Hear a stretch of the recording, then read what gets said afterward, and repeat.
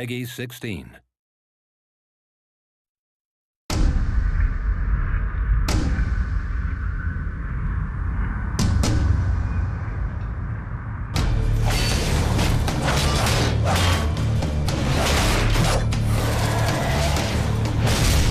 Our original vision for Darksiders was pretty grand, and we weren't able to execute on that fully in Darksiders 1, but Darksiders 2, a lot of the stuff we really wanted to have in there, like loot, like skill trees, leveling up, a big world that you could explore at your leisure, getting new abilities that allow you to then see more of that world. We get to do a lot of that in Darksiders 2, and we're really excited about it.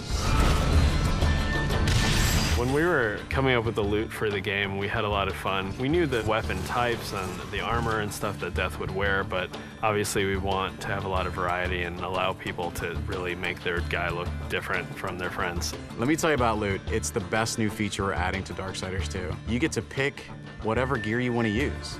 Do you want to use a heavy axe? Do you want to use a faster set of claws?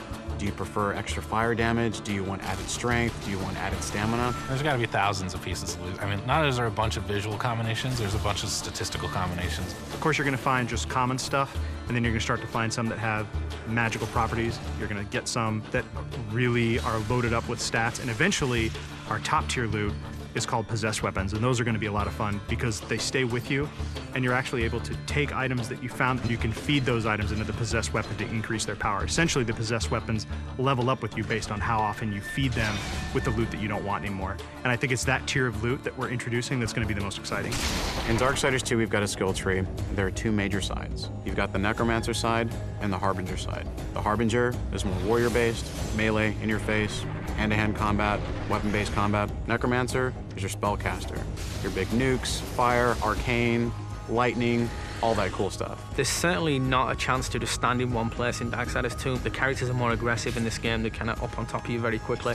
So one, you have to think a lot quicker than you did on the first one. But because you've got so many different tools to handle that combat now, players can handle it in a lot of different ways. They can hold back and use a lot of the magic if they're not very good at the melee combat, but you can also get in and get through from a very up close and personal style of gameplay. So it's really down to the type of player who's playing the game.